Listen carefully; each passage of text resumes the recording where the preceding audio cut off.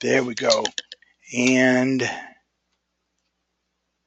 okay, good. We're recording. Yeah, I'm Scott Stroud. I am a co-founder of Cashflow Engineering along with my partner, Jeff Prager. The author of 3 books, one of them with Jeff, Managing Your Business with 7 Key Numbers. And much of this, what we're going to talk about today, came out of that book. I have a brand new book that will be released here in about 3 weeks at the International Builder Show called The Complete Guide to Marketing and Selling New Homes. For those of you in the housing industry, that might be of interest to you. I was the founder and host of Builder Radio, a very popular blog and podcast in the housing industry for a long time. And I'm an Infusionsoft certified partner. I've been involved in marketing since before some of you on the call were born. Back in the 1980s, when I had my own business, I was a home builder and a retailer in my hometown of Louisville, Kentucky.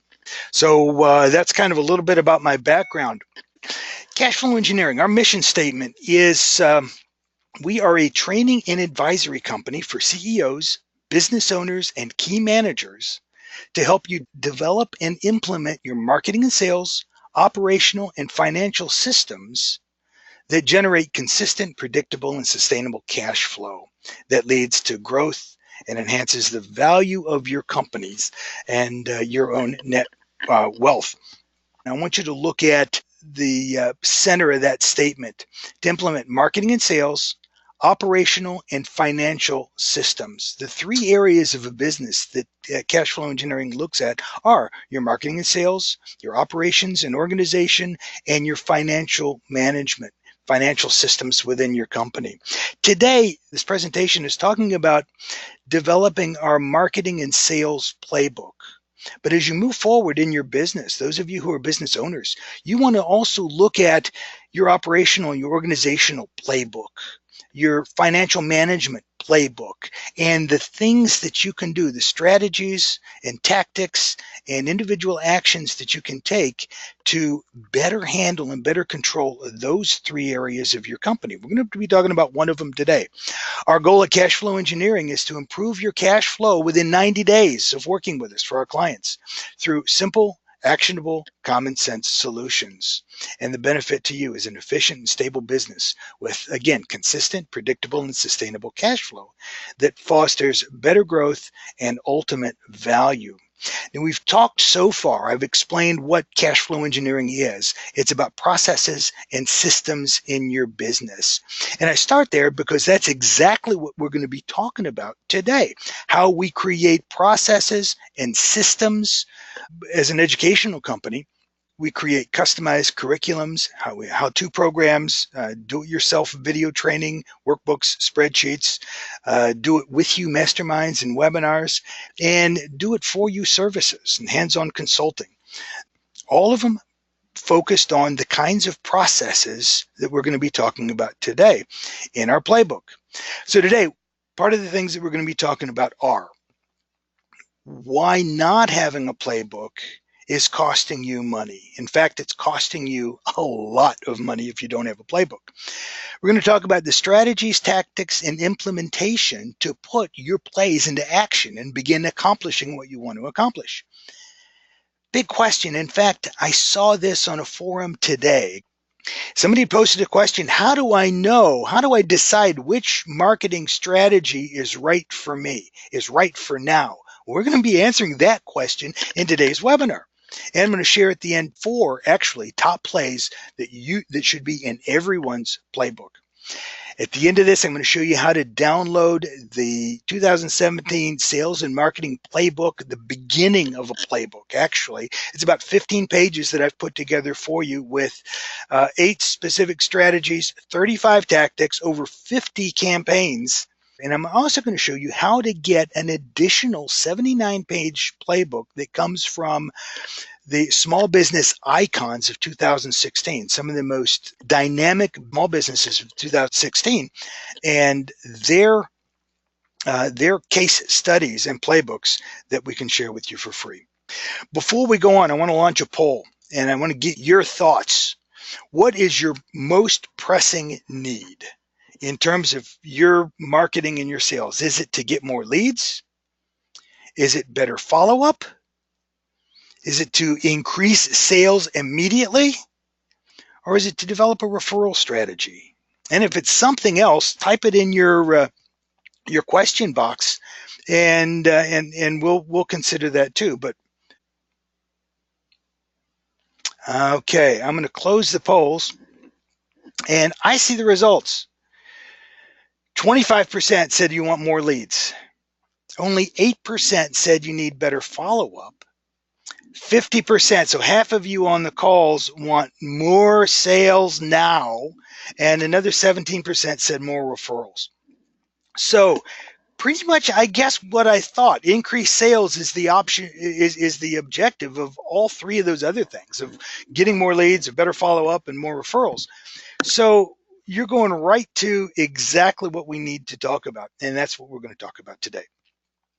So as we move forward, the foundation of cash flow engineering is these, what you see on your screen here, what we call our 7 key numbers and our 8 P's.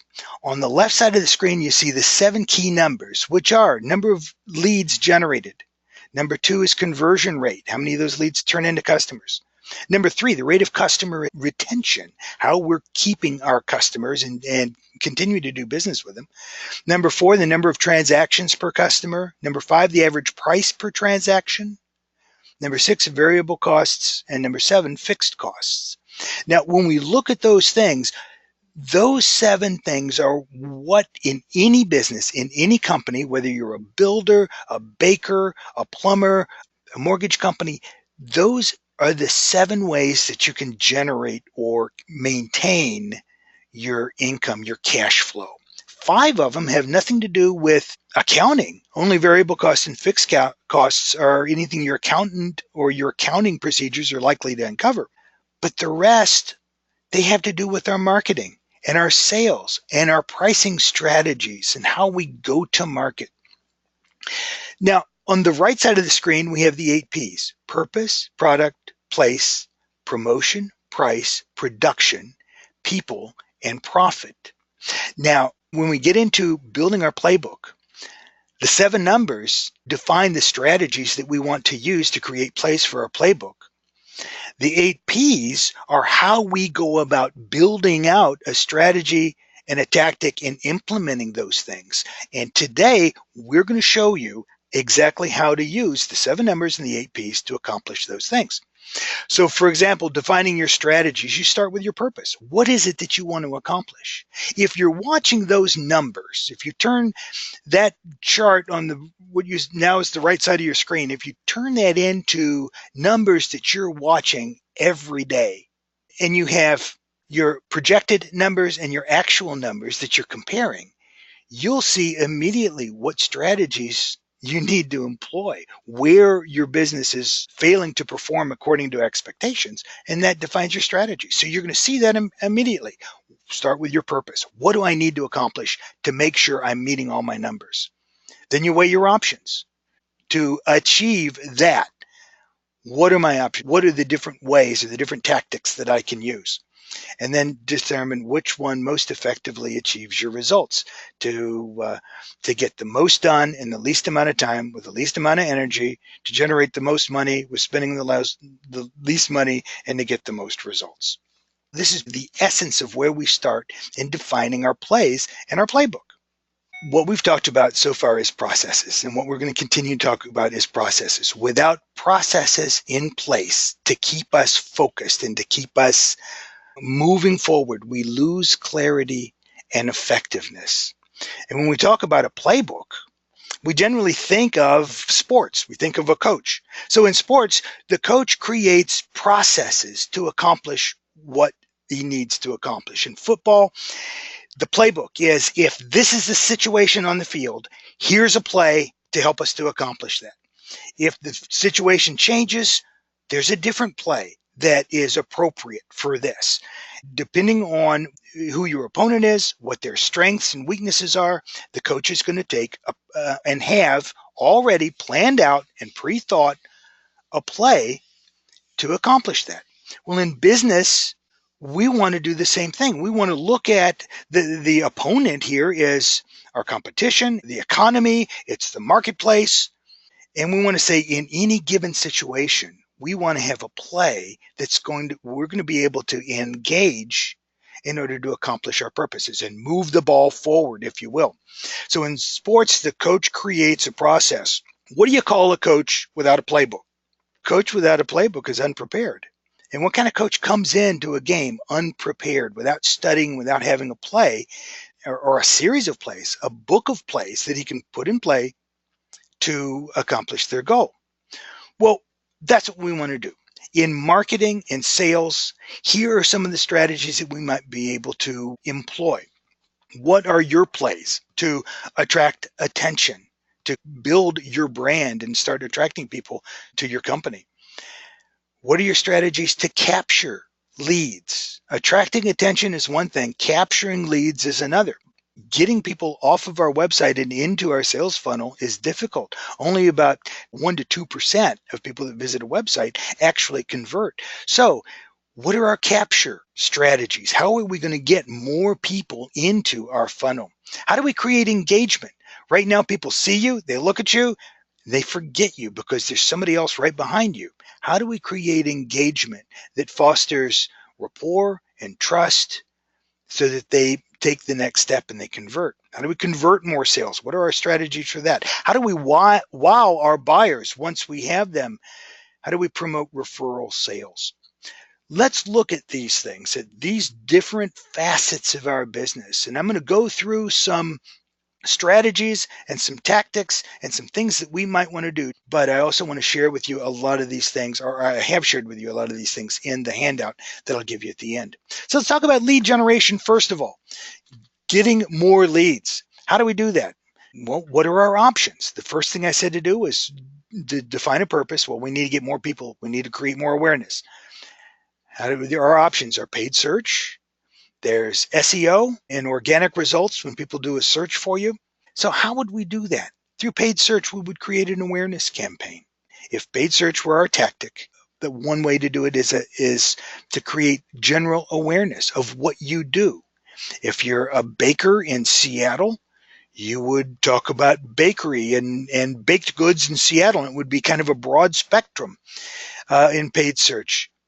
Or you could find a targeted buyer and look for people who are already looking for your specific product.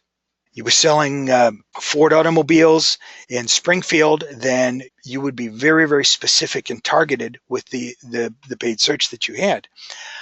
Another tactic would be, and it's paid search, but a lot of people are spending their money rather than on Google or Bing or the search engines, but going into Facebook. So you could do a general Facebook ad, or you could use Facebook custom audiences or Facebook lookalike audiences to find exactly the people with the demographics and the psychographics that you had. So what we're talking about doing is narrowing down the funnel. If paid search is how we want to do, we've got to spend some money to generate some awareness of our company, then that's one way to do it. The other way would be SEO, organic search, where we're going to use localized landing pages. We might find a YouTube channel. We would use social media such as our Google Plus or Instagram or Pinterest based on our customer research. So those would be the specific tactics and then actions or implementations that we would use. Another way to generate leads is not to go the paid search or the SEO route, but instead to do event marketing. I mean, most of you are here today on this webinar because you responded to an email that we've got. This is an event. I said, come to my event. So what I find is that there are a lot of opportunities for most businesses to hold educational seminars, whether it's a webinar or whether it's on site at your location or a location near you, to do webinars using this GoToWebinar or Facebook Live or Google Hangouts. Mike, you're online. You do a lot of Google Hangouts. How about sponsoring local events? Most salespeople would agree that the internet is nice to get people's attention, but selling takes place face to face with people. So what about sponsoring local events? a fundraiser or Chamber of Commerce after hours meeting in your location, on location. That way people get in, they get to see you and they get to know you. And there was 17% of you said that you were interested in a referral program. Well, do you have a formalized program for generating referrals? Do you have plays in your playbook to do this? One might be a tell a friend campaign.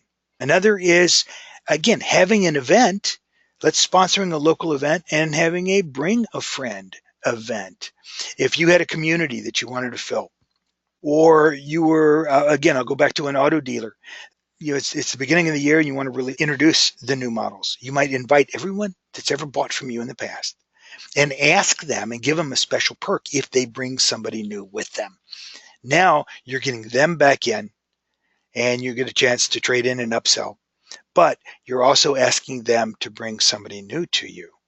And that is a referral. So now we have events that are accomplishing the specific purpose that we want.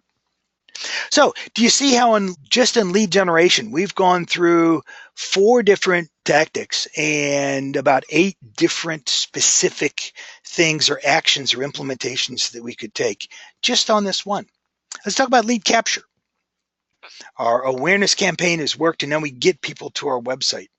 How do we get more people to identify themselves and to tell us who they are and give us their contact information so that you can continue to market to them?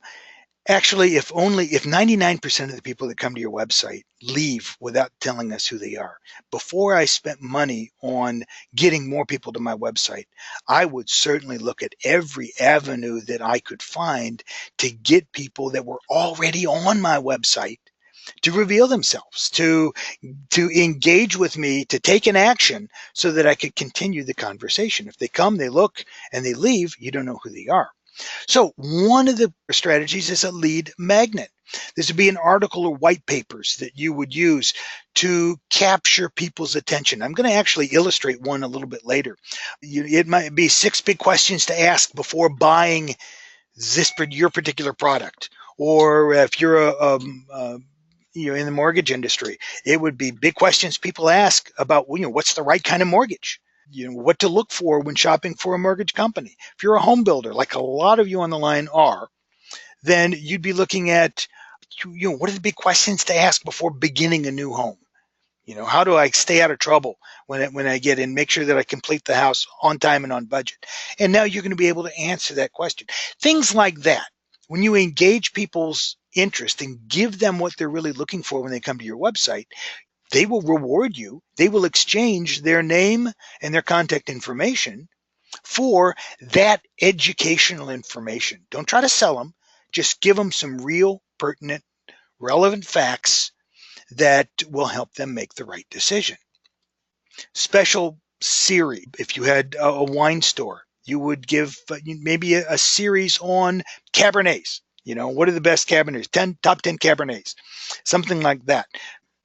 What we see on our websites is that we don't use calls to action. We're not telling people what to do next. We're not asking them saying, download this, give me your name, call me, what I call the 3 C's, call now, click here, or come in and see us. We're not doing that enough. So when you put more calls to action, sometimes it's just a matter of boldly displaying your phone number so that people can call you. If they have to hunt around for where your phone number is, they won't do it. If you've got a brick and mortar location, then what is that address? If you want them to come in, then show them where you are. Maybe a Google map that shows exactly how to get there. And then invite them to, again, call, click, or come on in. Other ways to use lead capture. We've got Sarah on the line who handles our social media. Most businesses have a website. Most of them have a social media site. But are we using it correctly? Are we looking for engagements? People get real excited when they see how many likes they have on their page. And I don't. I get real excited when I see how many shares or how much engagement I'm getting from that, or how many of those people come to my website or fill out a registration to attend a webinar or something like that, because now I'm engaged with them. Now I know who they are and we can continue that conversation. So use contests for pages. If you go to your Facebook page and you just search for contests for pages, or go to your admin and look up, Facebook will tell you exactly how to launch a contest or register. Use Facebook to register, as we did for this webinar. And again, Facebook has custom audiences that allow you, even more than Google, to dial in on exactly who you want to reach. In fact, if you have an email list, if you already have a list of people that you've worked with and you have their emails, you can upload that list into Facebook, and Facebook will find any Facebook account that's linked to that email. And now you can advertise exclusively to those people. Or you can say, do a demographic, find out all the similarities between these people and show me other audiences like this audience. So now you're able to expand, but it's very, very targeted and very, very effective when you do it that way. On engagement, how do we engage with the people that we already talk to? We find them through our advertising, we get them to our website, and maybe then we get them to fill out a form, to bite and take a lead magnet. And how are we engaging those people? The group eConsultancy made this statement in 2017: the most valuable marketing asset you possess will be your email list. What I'm finding is that so many businesses aren't building an email list. And really, we should have emails for everyone that ever shows interest, everyone that buys from us.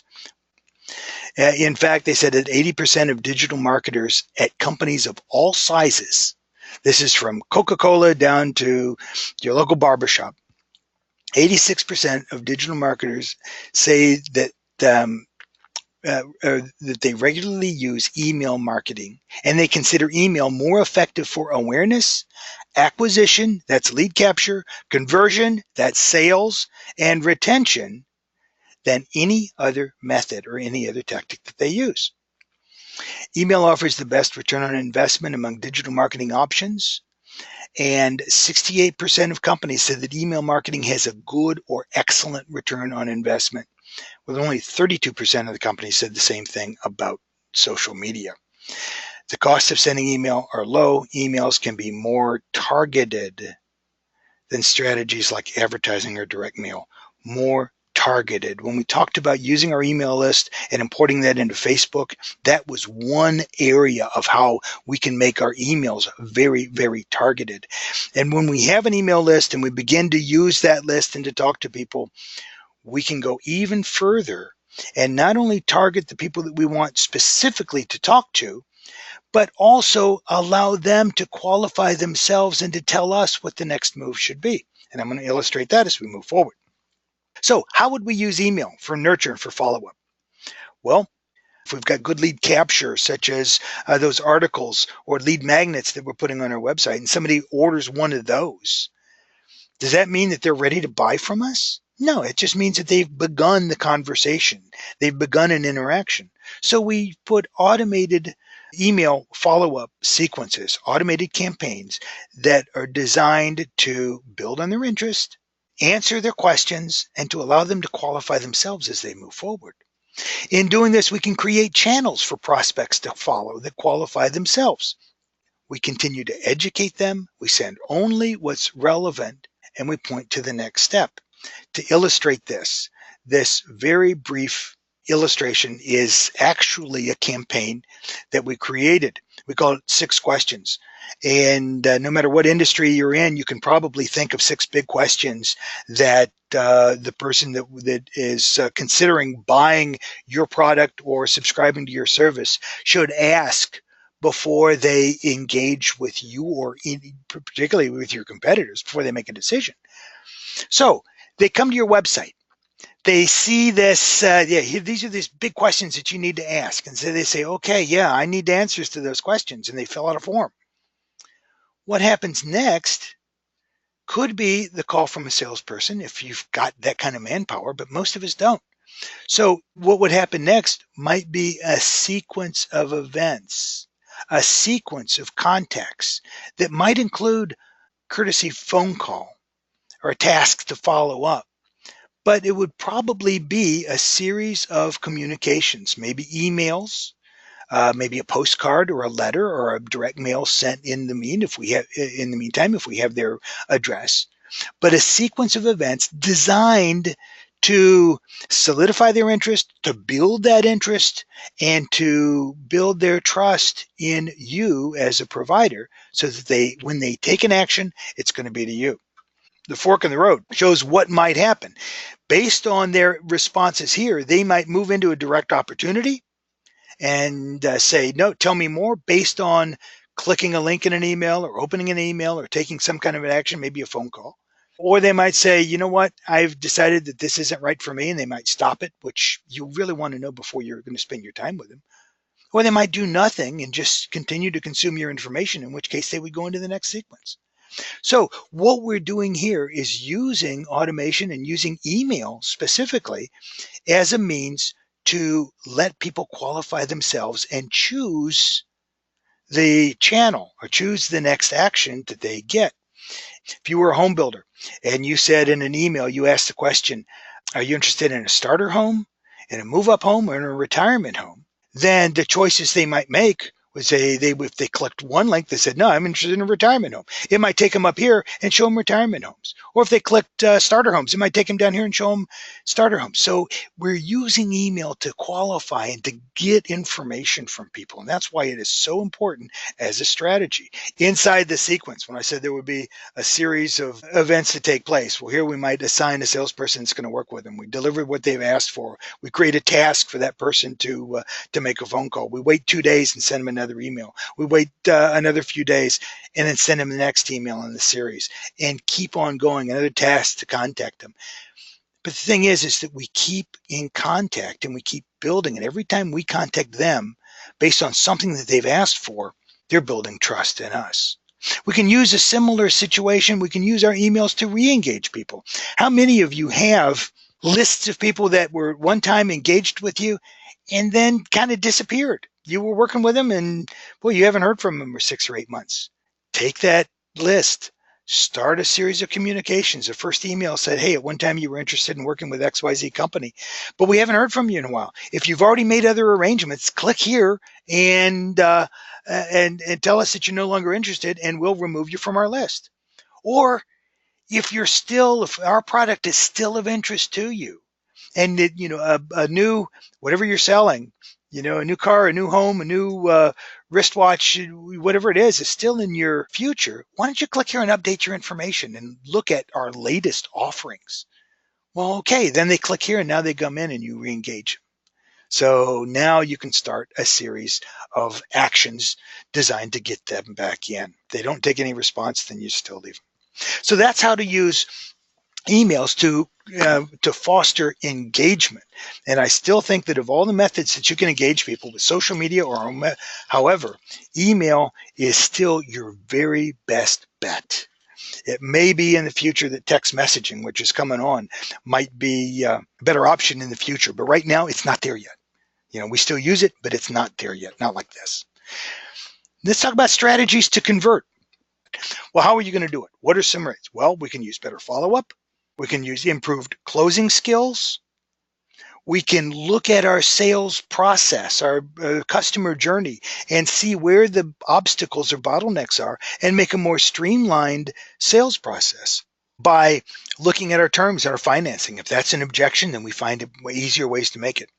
Maybe it's location. And by location, I don't mean that we have to have different buildings or rent more locations around the area, although that might be an option. But instead, look at how we're selling products. Are we making people come into our store to buy? Could people buy some of our product online? And are we making that available? How about our inventory? Are we keeping the inventory that people want to buy when they come in and they're looking for something right now? That's a tactic that we would look at. How about our communication? Are we keeping up with people? Are we following up in a way that really fosters the best communication and gets people in? So let's just say that back in our conversions, that we decide that one of the things, that the thing that we can do that would have the biggest impact on our conversions or our closing rate is to work on our closing skills. Now, say that we're doing all the other things that we mentioned, but closing skills are the big thing. Then how would we use that? Well, what is it that we feel we're lacking? You can go online and you can find some you can find how to edify yourself, how to build yourself. There's plenty of sales trainers that I have as clients that would be happy to help you too. But where's your problem? Is it building rapport? Is it building value? Is it creating urgency in your product and getting people to buy now? A lot of people, 50% of you said that that's where it is with you, is getting people to take action now. Is it your follow up? Is it maintaining authority and being in control of the sales process? Salespeople have a big problem with that. Is it your product knowledge, whatever it is? Um, there is a way you can go online and begin studying and find ways to overcome it. Or you can hire a coach or you can hire a sales trainer that will help you to do that. Number of books on it. I've added this resource, learningoutsourcegroup.com. They have a sales effectiveness self-assessment that you can take. 33 questions that I found, that I just put that link in there for you. Learning Outsource Group, that'll help you assess yourself and find out where you might need some help if conversions are your issue. I want to talk about another one, customer retention. A lot of the people on the call are home builders, and we tend to think in terms of one and done rather than long-term customer retention, where we shouldn't. We should think about keeping our customers engaged with us, even if it's something that they only buy every 10 or 15 years, like a home. We still want to keep them in. Why? Because of referrals, because of upsells, because of additions that they may need.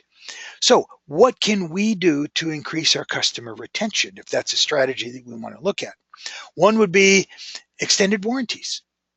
Another is a maintenance program. I know a lot of builders who never thought of this, but in the winter, they've got a maintenance program. If you find that a lot of your buyers, whatever your product is, are baby boomers, are the retirees, or are an older or an aging group, then can you have a maintenance program that makes it easy for them to maintain your product in pristine condition?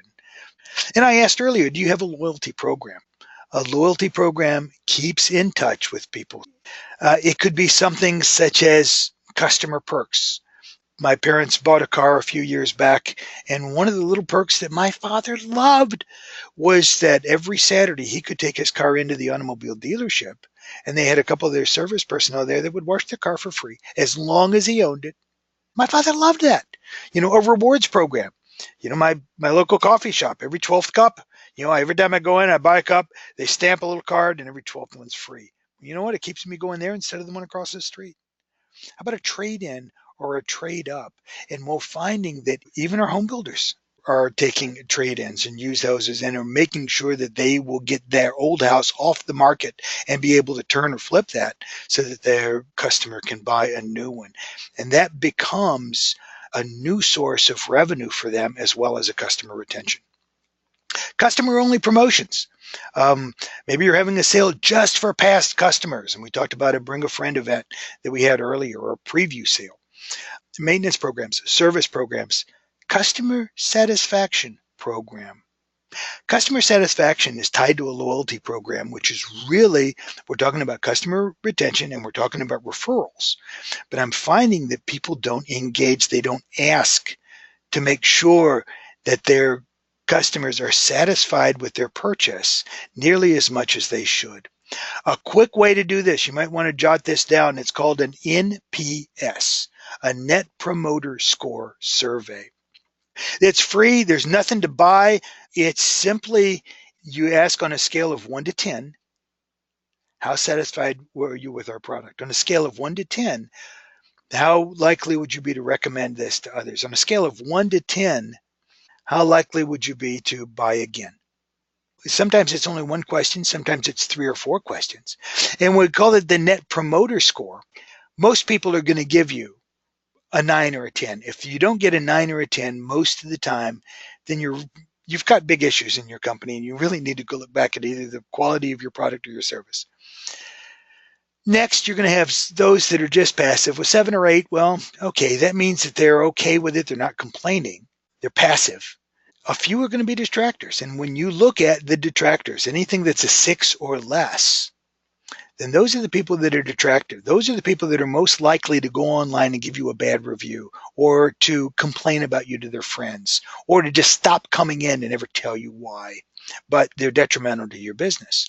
And the net promoter score that you look at is you take the number of promoters, the nines and tens, you deduct the number of detractors, and that gives you your score. You forget about the passive. So if you had 75% gave you a 9 or a 10, 10% gave you a 6 or less, then 75 minus 10 gives you a net score of 65. So it's a real easy way to do it, but it's a powerful strategy to retain more customers. We find that just measuring these things, just the act of measuring it and asking the question, your score goes up by about 10%.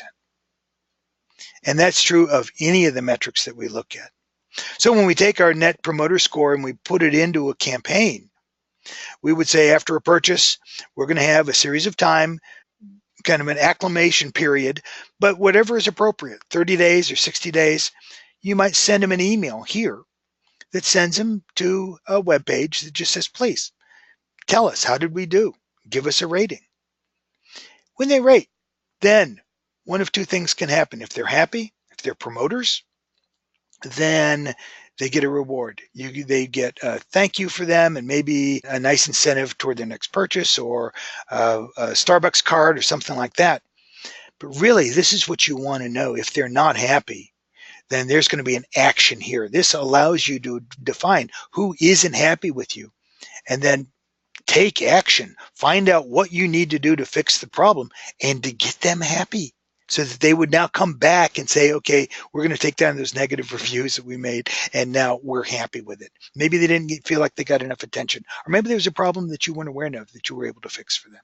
So by asking the question, we reveal those things and our customer retention goes up. Your average transaction. You want to increase not just the number of sales that you're making, but the amount that you're getting from each sale. Then you want to look at that as a specific strategy or a specific tactic and what you can do to do that. And some of the things that we might offer are, do we have options and upgrades available? One of the sales trainers that's big in the housing industry talked about buying a new home from a builder. And as soon as he moved in, he wanted a pool and a pool house and a patio, and he wanted to increase the outside living area that he had, but the builder was gone. He had to do all that shopping again to find somebody else. Whereas if the builder had been there and had said, so how else can I help you? Then he would have gotten all that work, probably another $100,000 worth of work that went into it. Are we positioning ourselves so that we have options and upgrades? Do we make it easy for them to get there? Are there complementary products that if people buy one product from us, there's other things that we can add to it? You go to Amazon, that's how they do it. The other day I was looking for a generator on Amazon. Winter's coming on and we're in the kind of a rural area where we're apt to lose our power. So I was looking at generators, and this is what comes up underneath it. People who bought this are frequently bought together. If you buy a generator, well, you're going to need a handle, you're going to need some wheels, for that. You're going to need some extension cords, you're going to need a cover for it. So they're packaging all this together to make it easy for us to buy it. Well, how many people, instead of buying a $800 generator, end up spending $1,200 because they get everything else that's here? Their average transaction goes up. Are we adding value added promotions? A big average transaction increase is just to increase our prices or the threat of a price increase. Or sometimes, or we don't have additional products. Who does? If somebody, buys a new car and, within the next 6 months, what else are they likely to buy? If they buy a new home within 6 months, what are they likely to buy? We might be a home builder and not in the furniture industry. But if we know that typically after they move into a new home, a family typically invests X amount of money in new furniture to go into that new home, can we make it easy for them to get that and to joint venture with somebody that does that to increase the satisfaction of our customers and our own transaction value? Now let's talk about the final thing, increase referrals. How can we do that? Well, we talked about a loyalty program and having a formalized loyalty program. And I call it a loyalty program because what we find is that if you're loyal to your buyers, to those people who come and they buy from you, typically they're loyal to you. They're loyal in return. If you're still doing things for them, even if it's just inviting them to your annual event, 3 years, 5 years after they've moved into your home, then they still remember you. They remember you in a very positive context, so that when somebody else is asking, hey, who'd you get your house from? Are you happy with your builder? Who would you recommend? Or are you happy with your car? Or you're happy with that suit that you bought, whatever it is we're happy with the mortgage. Then they're going to say, yeah, you know what? They still contact me. I still hear from them every 2 or 3 months. They still invite me to all their events, and they're sending me tickets to the trade shows and things like this. So yeah, I would definitely give this guy a call or this lady a call. So there we have it. So those are things that increase, our referrals, or bring a friend promotion. Asking for testimonials. Asking for testimonials, something else that we rarely do, and you probably not 20% of us do this enough in our business, that as a strategy, we're going to increase your overall sales and increase your referral sales, customer ratings, social media, a tell your story promotion. I see people using Facebook and social media the wrong way, where what I would do is, you got a new client, you got a new customer, ask them to tell their story. And if they want to write it and send it to you by email, you'll publish it on Facebook or in your social media, or send their pictures and you'll put them on Pinterest or Instagram, or however, or they can do it. You certainly get their permission. But your buyers, your prospective buyers, they're looking for social proof. They're looking for testimonials and proof that you do what you say and that you satisfy people based on what other people are saying.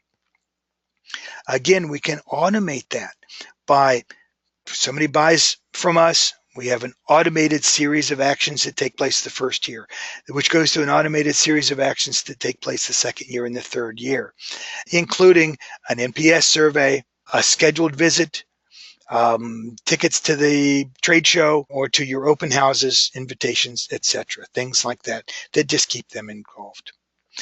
So let's talk about how to use some of these. I've shared a number of strategies, and again, in your handout, you're going to get 50 individual campaigns, ideas that you can put into play. Some of them already written out for how to create your plays. We go back to our 7 numbers that are going to generate what the strategy is. We're going to use our 7 P's to implement that strategy. When we put those in a metric, here's what it looks like. See, we've got our 7 numbers here. We've got our 8 P's, the 3 areas of business that we want to focus on. In this case, we're going to say our strategies are going to focus on marketing and sales. What do we need to do? Do we need to generate more leads? How do we do that? Do we need to increase our conversion rate or one of those other numbers? Then we do it here. We look at it and we decide, basically, this is our purpose. How do we do that? Then we create our plays. What are our purpose? What's our strategies and objectives? How are we going to implement those things? What are the tools? What are the campaigns? How do we do it? Here's 12 points, and this is also in your handout.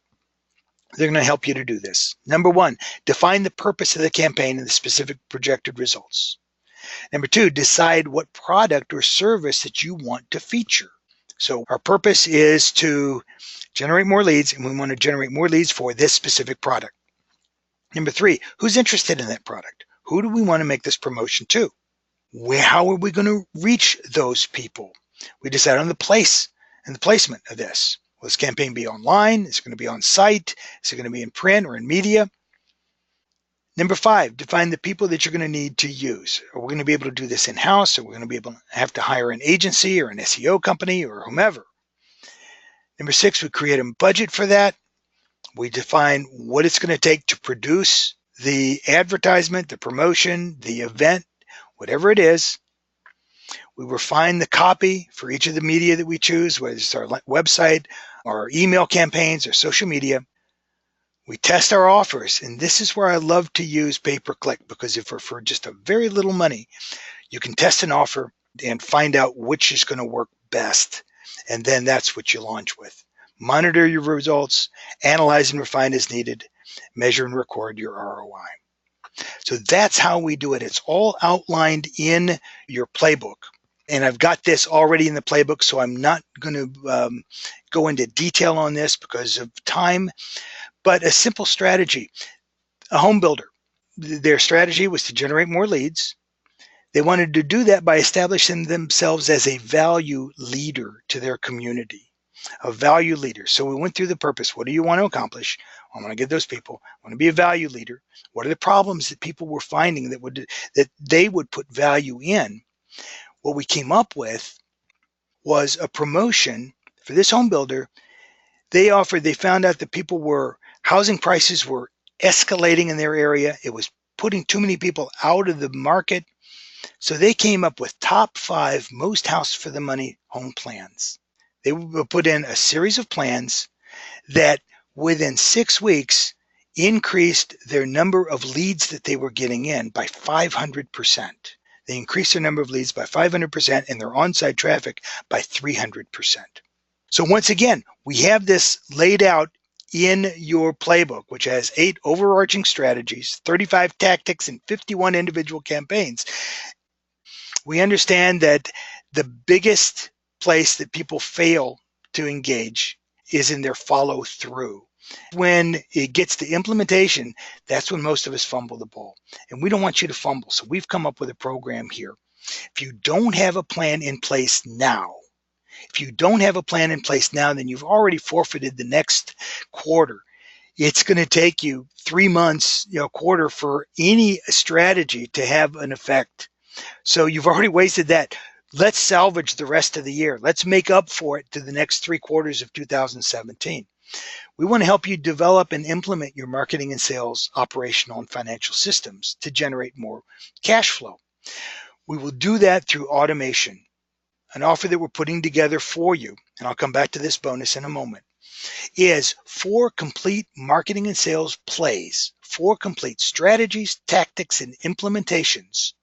But what we've put together are 4 complete marketing and sales plays. That is a lead capture strategy, a new prospect nurture campaign, a re-engagement campaign, and a loyalty campaign. The top 4 campaigns that we see that are the most effective in generating traffic into your sales center or traffic into your office or calls into your company right now. These normally sell. 4 campaigns are normally, our cost to generate a complete campaign. And this is copywriting, articles that we might put together for you. This is all the research that goes into it and actual implementation of 4 complete campaigns for you. We're normally between $900 and $1,200 per campaign. So that would average out to about $4,000.